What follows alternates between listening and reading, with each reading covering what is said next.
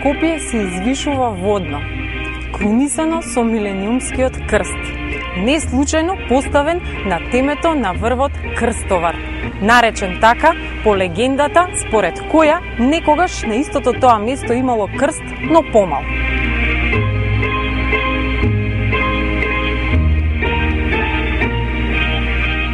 Инаку Скопје е извор на многобројни теми, вистинско културно милје во кое што се вткаени многу легенди.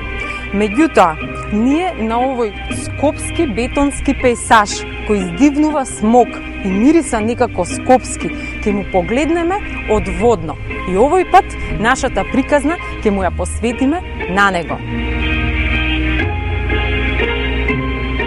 Колку водно е значајно за скопјани и какво било некогаш?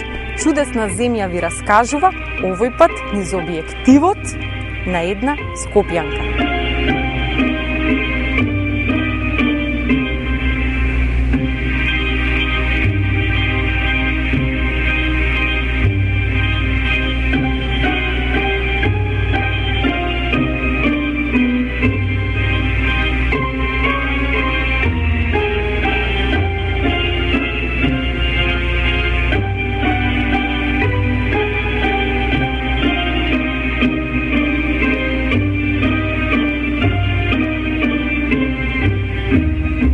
Македонските ридови и височини последниве децении се посејани со крстови. Многумина се запрашале зошто. Оваа можеби симптоматична појава е сосема нормална и последователна, земајки кого предвид минатото. Крстовите, што од секогаш си постоеле на местата каде што обично се држеле литии и биле направени од камења, народот ги поставувал како символ на Христовата вера, а црквата ги одобрувала. Па така и врвот Крстовар, познат под тоа име уште од турско, висок 1066 метри, го доби грандиозниот милениумски крст, символично изграден на 2000 годишнината од христијанството, осветен 2002 година. Водно заблеска во ноките со Христовиот символ, осветлувајќи ја оваа благословена земја.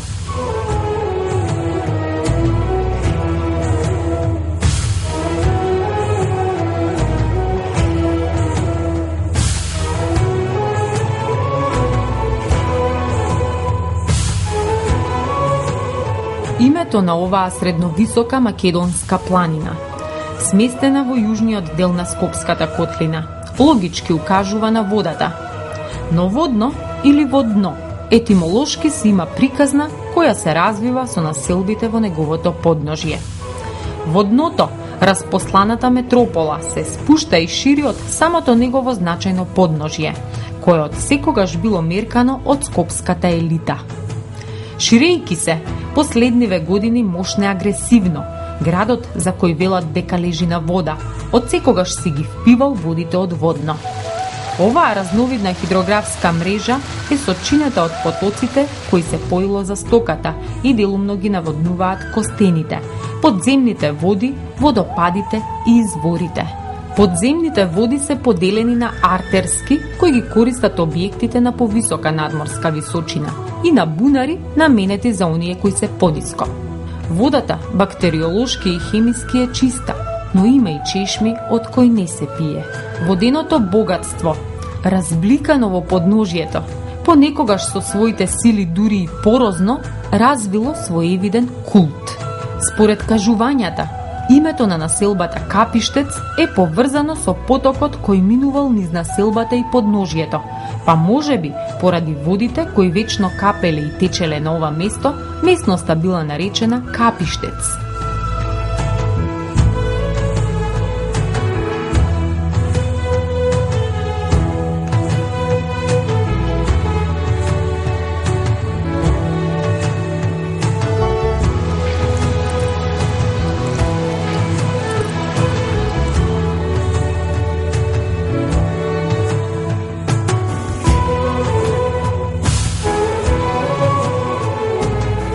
Водите од водно течеле во повеќе правци, а од оздола градот го оживувале и хранеле со вода Вардар и Серава, која денеска е вештачка понорница и за која многу од помладите не ни чуле.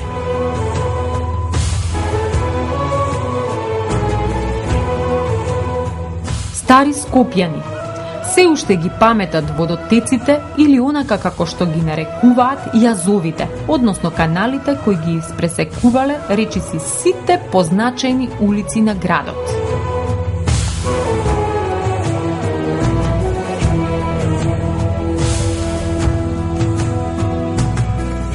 Каналот низ кој течел еден од потоците, односно јазот кој движел кон центар, се вливал кај Маџармаало.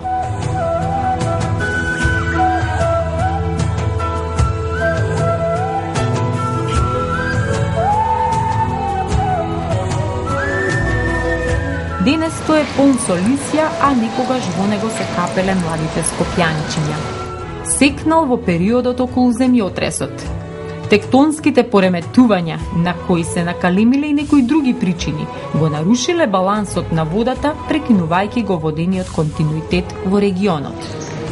Овие значајни водени артерии и капилари, кои го правеле Скопје уникатно, денес имаат нов лик. Водениот крвоток е заменет со сообраќајниот.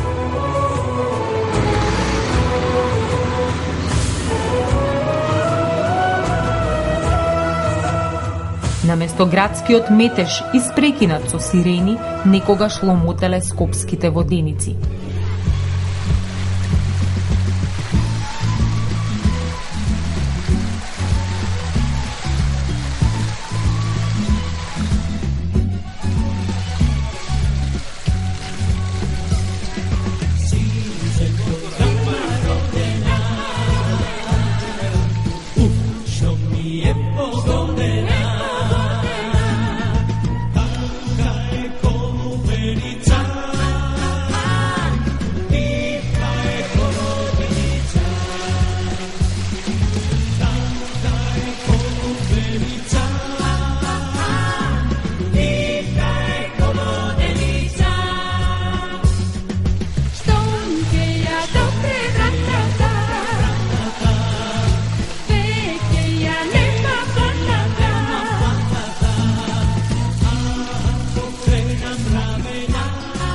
Всушност, Скопје бил град на воденици, а ним Вардар со излеаните води од неговото речно корито им правел услуга, придвижувајќи ги воденичките камења.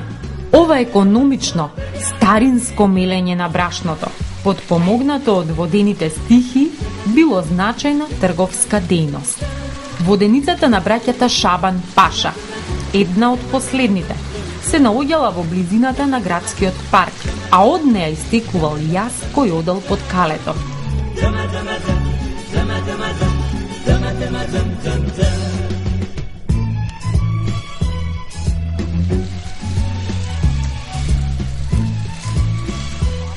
Па воденицата во центарот до зградата на некогашното кино Младина, која била на познатиот Галибек, чиј јас се влевал кај камениот мост. Па јазот на воденицата на Јусуф Морина, која била кај тениските терени и ги полевала цветните леи во паркот, кој и ден денес тече во близината на ресторанот Езерце. Во близина била и познатата градска плажа позната како Капија. Сведоштво за некогашните воденици се преостанатите имиња на некои локации. Например, автобуската Млин Балкан е според мелницата од 1922 како посовремена верзија на старата воденица или местото канал по Тафталиче. А од некогашното ломотење останаа приказните евоцирани низ воздишки. Најчесто во дворовите на старите маала во кој е врамена душата на Скопје. Муабетот беше дека водно озгора Вардар оздола го напојуваа градот.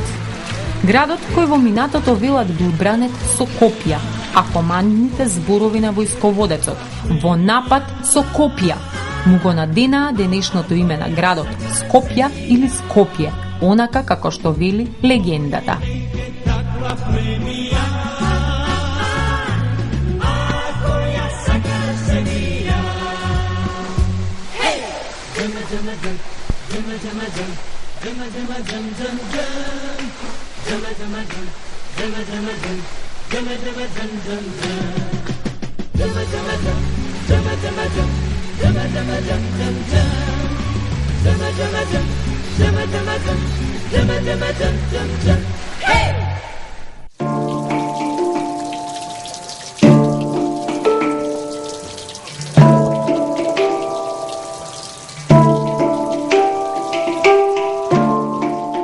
Водата во Скопје отвора повеќе аспекти.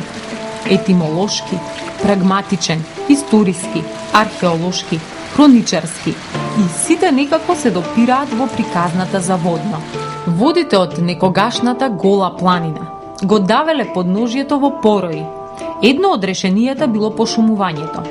Потоците биле канализирани, а воденото богатство скротено низ чешми, од кои неколку се благословени со света вода.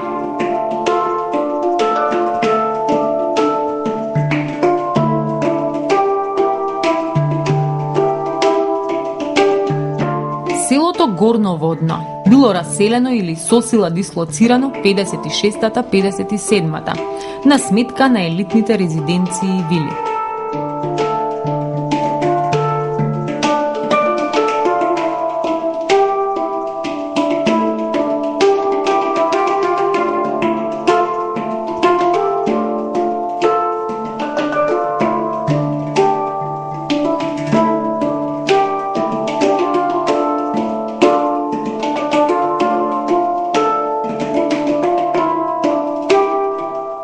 Бидејќи населението било на зорд бркано, локацијата го добила името Зорле.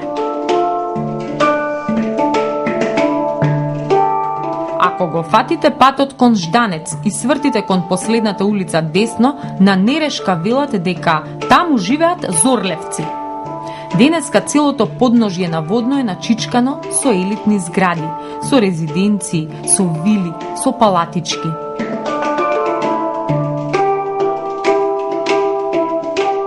Бетонот изеде третина од планината. Оваа грда страна за еколозите, одамна е добра за бизнисмените и за оние што сакаат дел од планинското катче.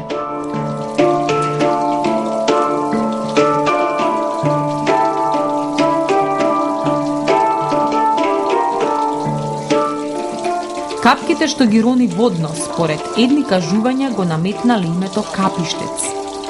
Населбата почнува од улица Елисије Поповски, а куките во долниот дел од улицата се дел од неа. Овде нејзиното дамнешно постоење го потврдуваат плочките и подовите од некогашните куки кај тополите и паркингот меѓу двата блокови згради, кои биле урнати кога се граделе новите згради. Денес ова диво зелено квадратче меѓу нив, пресечено со скратено патче, е сушност зараснатото тло на старата населба. Долно Водно се предпоставува дека било лоцирано кај потокот и денешните репрезентативни згради. Тие му го дадоа новото лице на Капиштец околу првата половина на 80-тите. Лице на кое веќе навикнавме да ги забележуваме катадневните урбани промени. А она што му го одзедоа на Скопје беше убавата воздушна циркулација во која се чувствуваше здивот на Водно. Другата страна на приказната околу името е дека со изразот кап всушност се означува идол, а напуштените места на кои се почитувале идолите се нарекувале капишти.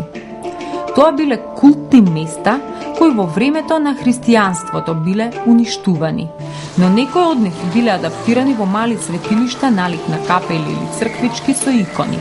Местноста Капиштец се сметала за едно такво култно место, свиено, запуштено и обраснато во багремова шума, низ кое жубореле неколку помали изворчиња и еден кладенец.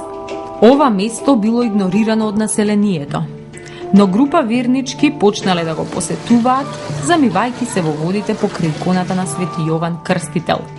Набргу, лековитите својства на водата широко се прочуле, па верниците оддалеку доаѓале да ја пробаат нејзината благотворна и лековита моќ. Неа споредуваат со кладенецот на Света Софија во Цариград, со животворниот источник познат уште како Балаклија или Источен петок. Петокот кога во рамките на Светлата седмица, веднаш по Великден, во овој свет амбиент се одржува голем верски собир. Велам амбиент, бидејќи оваа омилена црква на народот навистина е посебна поради локацијата и природата. Оваа света оаза во прегратката на зеленилото и карпата која капе по должина, онаа по која Капиштец, како што велат, си го добил името, овде, како да решила да го исцеди својот благопријатен и свет лек. Верниците секојдневно ги подаваат дланките кон бистрите капки со кои го мијат лицето, мијејќи ја и болката која донеле со себе. Адетот е да не се брише, туку да се остави водата сама да се исуши.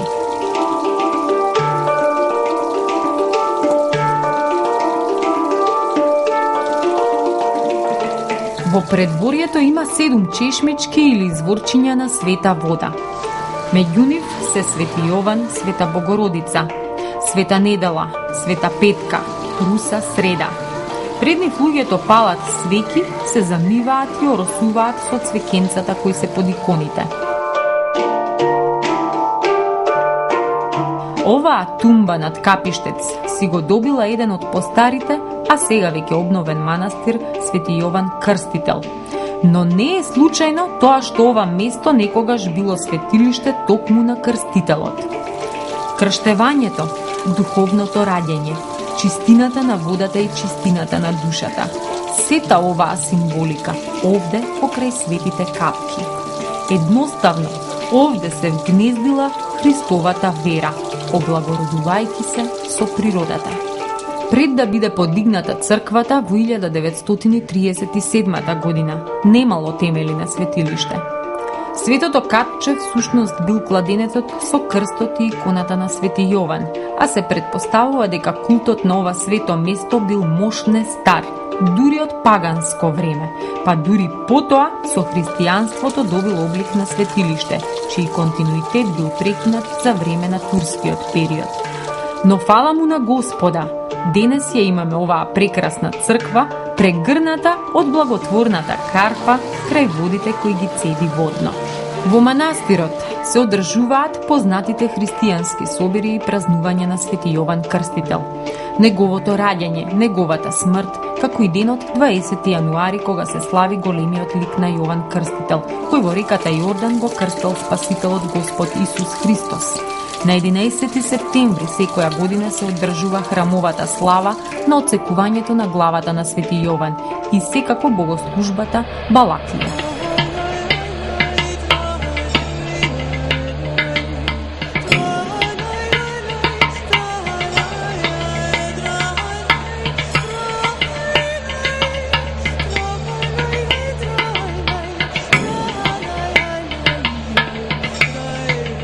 Жителите на Скопје ја носат Света Богородица во својата свест како заштитничка на градот и помагателка во сите неволи што ги снаоѓаат. Една од црквите во чест на Божјата мајка, Пресветата Богородица, се наоѓа на Средно Водно.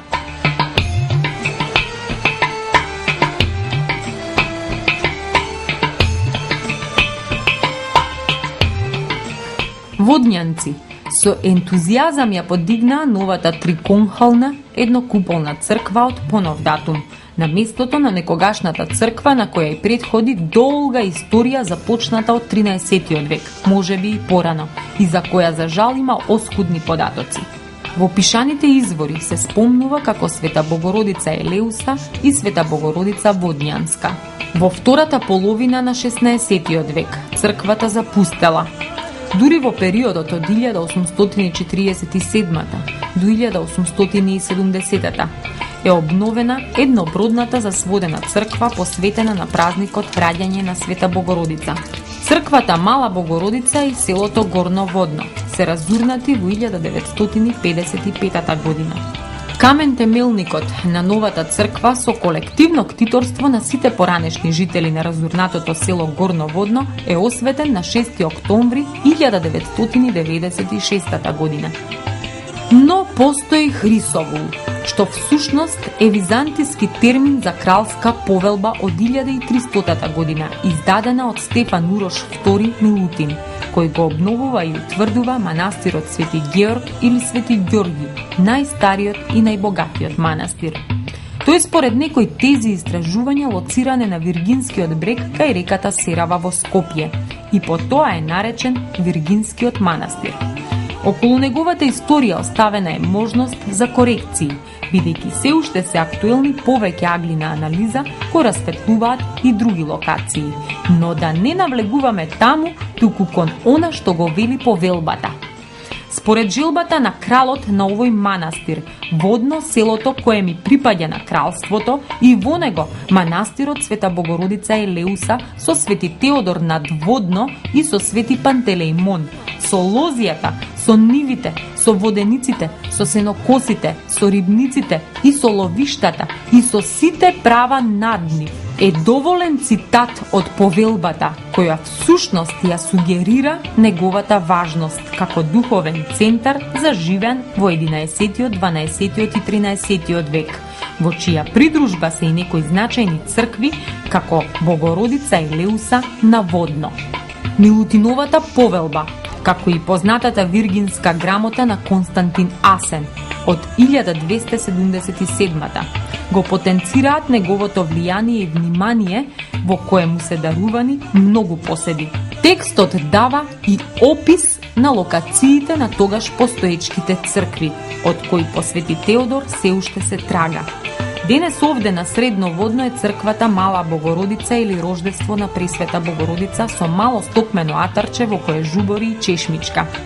Ова парче излетничко место покрај некогашниот хотел Панорама, денес е свето катче кое под корените и темелите на црквата крие важен фрагмент од историјата на нашето културно-цивилизацијско наследство.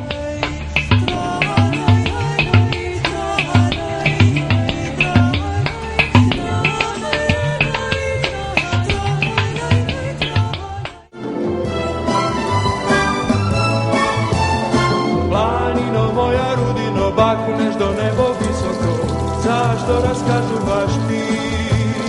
Stada da zaplejale, ovčari da zapejale, ili pak taguvaš ti?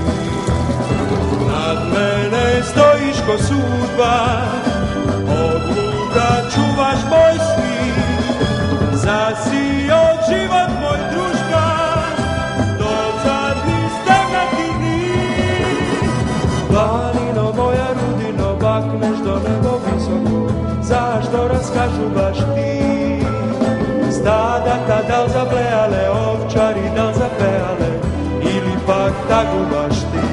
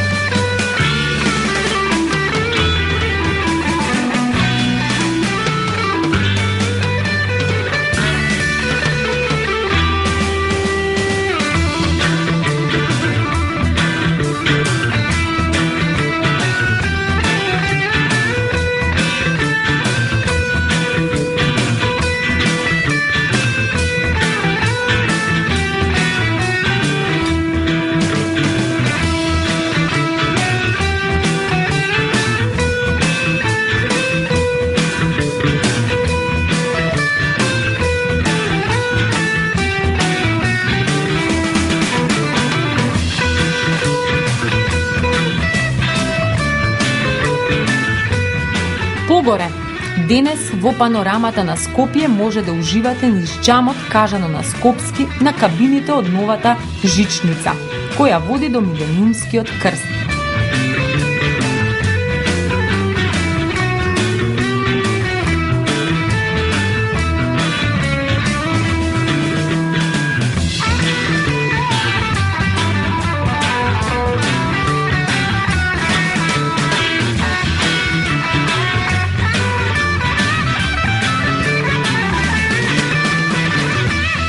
Инаку, до панорамата се стигнува на најстариот начин.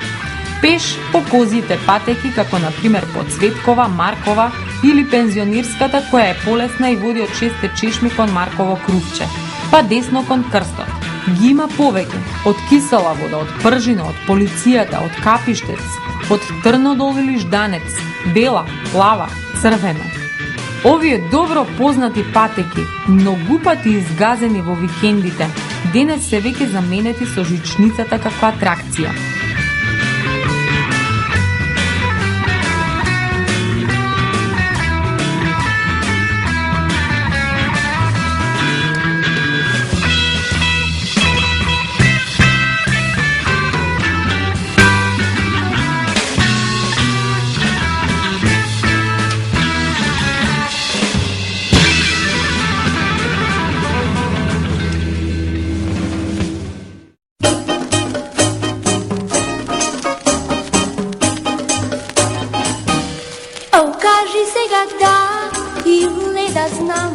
Ке дојдеш ли на рандеву и в душа радост е штом јас и ти до зори ке сме пак.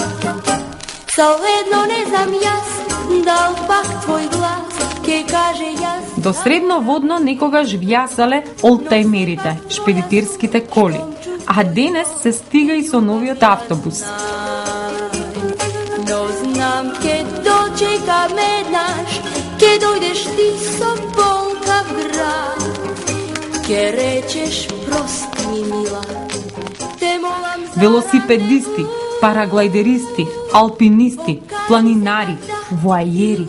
Водно им ја подава панорамата на сите кои на свој начин решиле да ја искачат.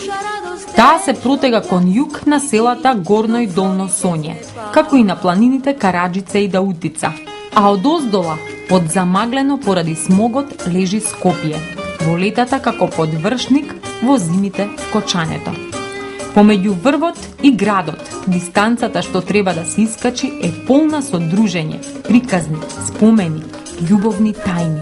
Некои од нив се скриени во паркираните возила на добро познатите крајпатни местенца, а некои кружат како легенди. Кажи зошто ме остави и ме облисо тага, дека среќна заборави, беше со мене ти.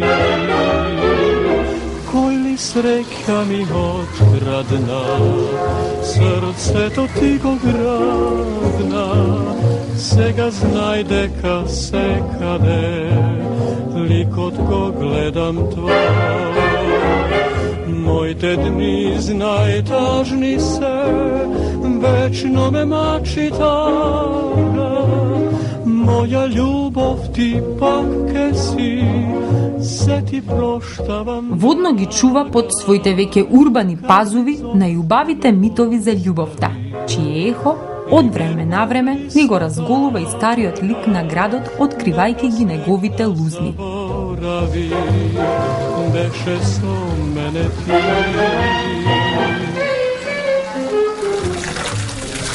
Во едно мало уличе лево, кое скршнува веднаш под училиштето Кочо Рацин, над клиничкиот центар се наоѓа тасиното чешмиче, кое според раскажувањата на старите скопјани било изградено во 19 век од Марко Чакар. Ова некогаш мало чешмиче, денес со сосема поинаков изглед, сведочи за една огромна, но трагична љубов помеѓу Марко Чакар и преубавата скопјанка Таска.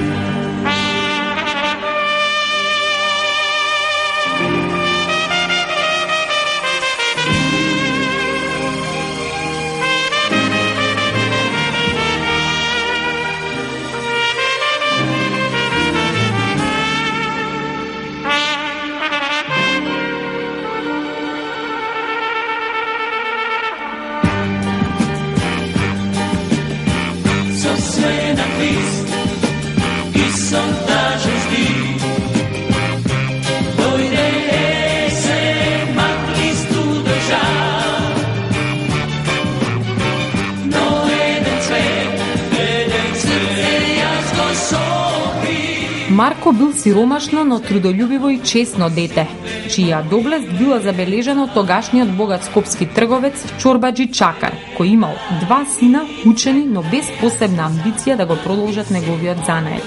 Така тој ја заслужил шансата да стане чирак и да му помага во трговијата на стариот чакар, кој пак воодушевен од неговата благородна душа го чувствувал како роден син. По неговата смрт, Марко ја наследил целата работа, го продолжил занаетот и заслужено го земал презимето Чакар за свое.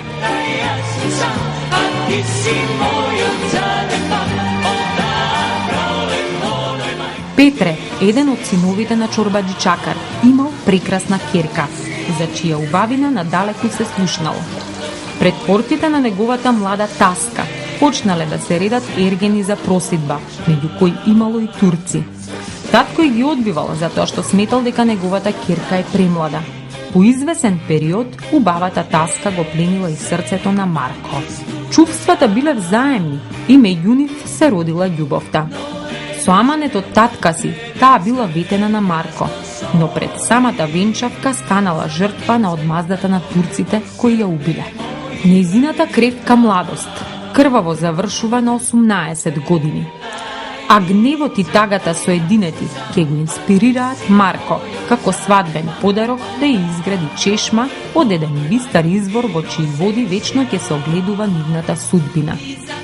Во 19 век чешмата е доверена на изградба во вештите раце на мајстор Рофе, а посветата Марко како да ја притопил во убавата слика на природата која била сојузник на тасиното чешмиче, чувајќи ја приказната.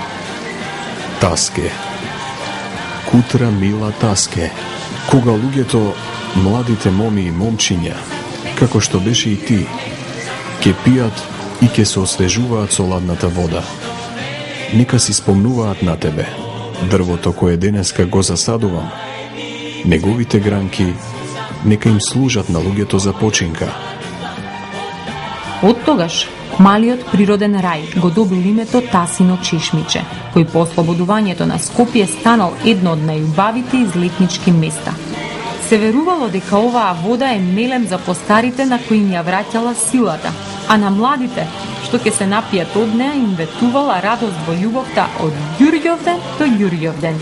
Денешното Тасино чешмиче има поинаков изглед, за кој интервенираше општина Центар, која обнови околината давајќи и лик на миниатурен плоштад и го освети место.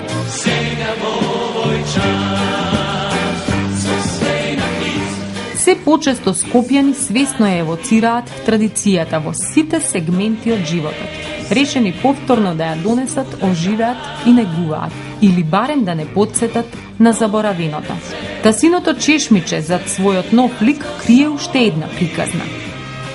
Со години наназад никој веќе не го спомнува легендарниот избор за скопскиот крал на пијаниците, во кој некогаш одамна кулминирало празнувањето на животот, налик на нешто што би можело да се нарече скопска баханалија.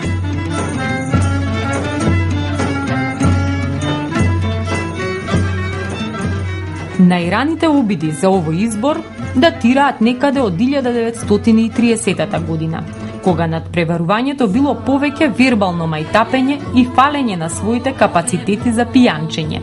Само организирани поливадите во постојани препирки за титулата, кои некогаш преминувале и во физички пресметки, скопските пијаници решиле да организираат годишен надпревар, на кој ќе се избирал кралот, и официјално настанот го лоцирале под падините на Водно, уживајќи во ладовината на убавата овековечена природа околу Тасиното чешмиче. Во една монографија верно е доловена атмосферата на надпреварот. Скопски крал на пијаниците, на чист понеделник, светимаченик Антипа. Домакинките останувале во куќите, во домовите.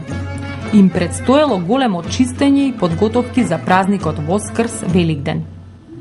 Мажите оделе на Водно, кај местноста Барутаана или кај Тасиното чешмиче. Музика и ора го исполнувале просторот.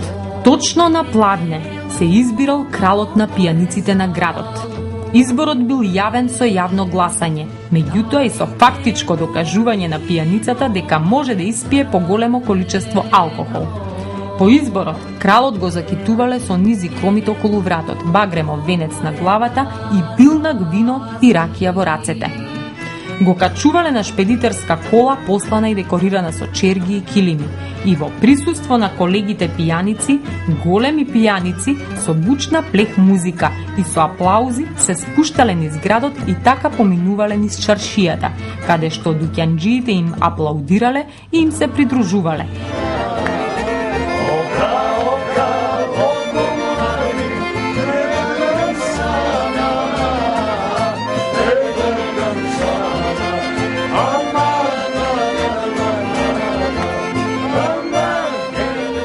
За потоа во градскиот парк да продолжи големата веселба и традиција, наздравувајќи му на кралот на пијаниците за таа година.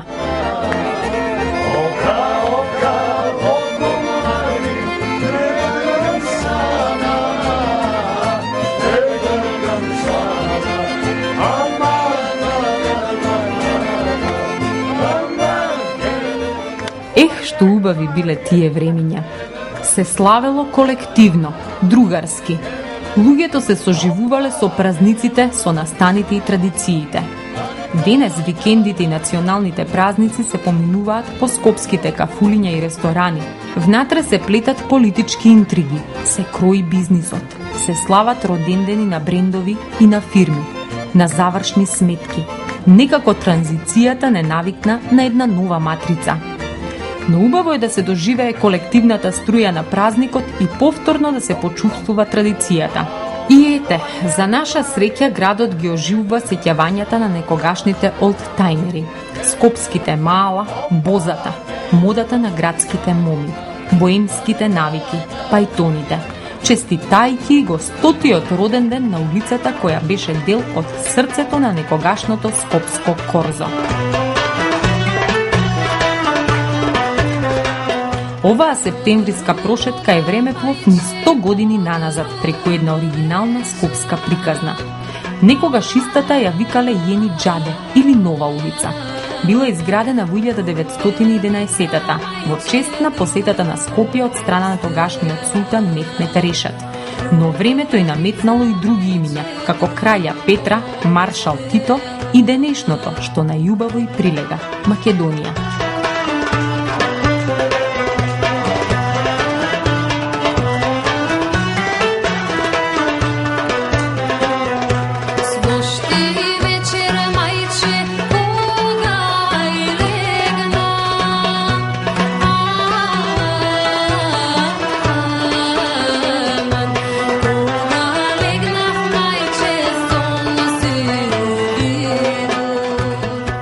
Но нашиот хронолошко патеписен компас не враќа кон Водњанска и не води нагоре кон Водно, овој пат во ноќта.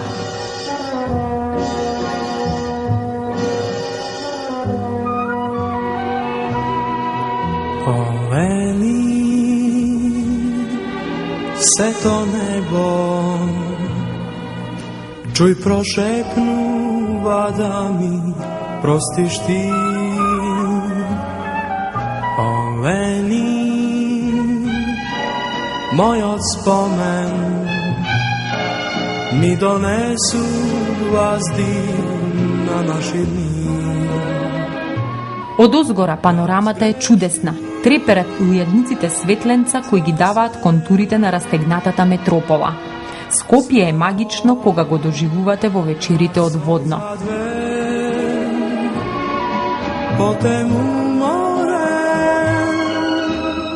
Чистотата на ноќта и на воздухот ги режат сетилата и ги полнат бедрата. Скопје ноќе е една сосема друга приказна, но ако ја оставите панорамата зад грбот и зачекорите во скришната темнина на Водно, ќе се стаписате од погледите на шумските домаќини, едва и препознатливи во ноќта. Но и тоа може да биде организирано во една ноќна прошетка предводена од група влюбеници во буфовите, покрај кои ќе ги запознаете овие мудри птици одблизу, но и да ги досегнете височините на крстовар во ноќта огреана под милениумскиот крст.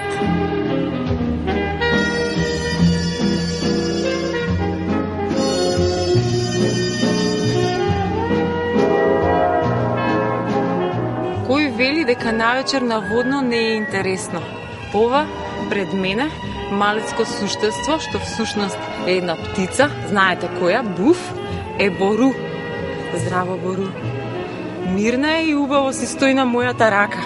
Јас не го очекував ова пријателство, меѓутоа во доцните часови на водно, од средно водно до врвот, можете понекогаш многу убаво да си поминете во друштво на овие убави птици, буфовите, заедно со Ана и со Боби. Повелете на ноќна прошетка низ водно. Приди ми ти, прости ми ти, олени.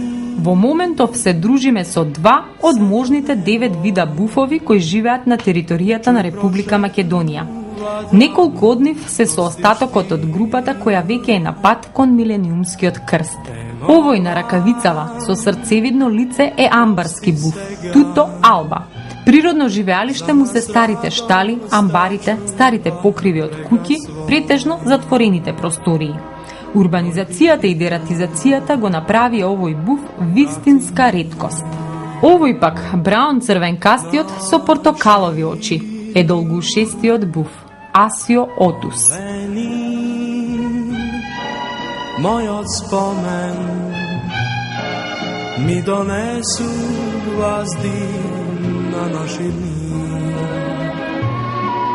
Јас грешив.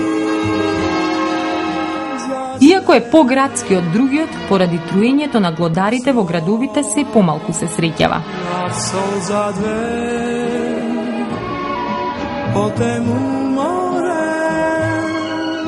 Станува збор за женки, кога се во близина им се јавува нетрпеливост и нервоза, која веќе почна и да се забележува. Бару е се понервозна и очигледно веќе не сака да позира пред камерата.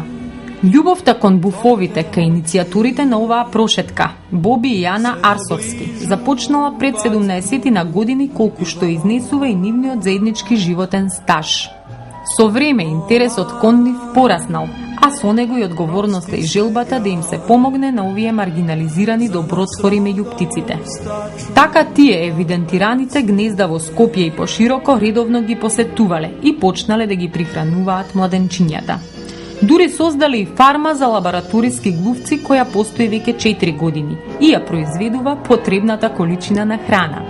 Идејата за формирање организација која ќе се грижи за опстанокот на буфовите во Македонија тлеела од поодамна, но дури од скоро се реализирала, вклучувајќи 14 на љубители, односно биолози, ветеринари, а пред се ентузијасти, од кои е оформено Сдруженијето за заштита на буфовите во Македонија, Macedonian Owl Trust. Насмеј ми се ти, врати топлина што греje, приди ми ти,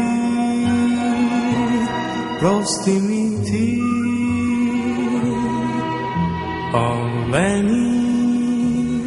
Задачата му е да се грижи за нивниот опстанок, да ги заштитува нивните гнездилишта, младенчињата и нивните ловишта, со цел да се зголеми фондот на буфовите. А начинот е преку едукација во која најмногу уживаат децата, организирани акции за изработка и поставување на куќички за гнездење и убави дружби, како например оваа. Анализата на Сдруженијето дошла до констатација дека буфовите во нашата земја се на граница на изумирање. Агресивната дератизација од последниве 5 години уништила можеби и 70% од овие корисни птици, а најмногу настрадаа оние врсти бувови кои во својата исхрана користат исклучиво глодари. Но добар дел буквално ги снема и поради уништувањето на нивните природни живеалишта и ловишта, поради повеќе причини, меѓу кои од поглупавите е суеверието дека буфовите се кобни птици. Ние ги помилувавме помазните перија, им посакавме среќа и им ветивме поддршка. Оваа чудесна звездена ноќ, озгора, но и оздола расветкана од Скопје, ја паметиме по магијата над градот, украдена за момент од срцето на водно.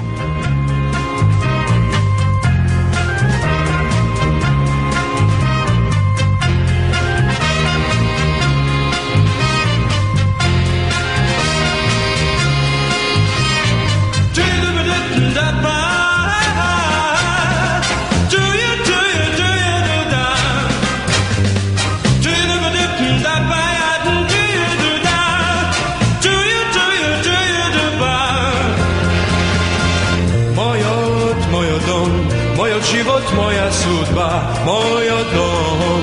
Samo taka mu je družba, štom si pojdo vjas, zamre glas. Ni sonce nego gre, baram pad, da mu vratam život pak, onoj prag, što vo samo sega tlej, da mi se naslej. Со свежината на ноќниот воздух, ги нисавме кон градскиот асфалт, ковајки планови за другата страна на приказната, повторно посветена на оваа носталгична и облагородена планина.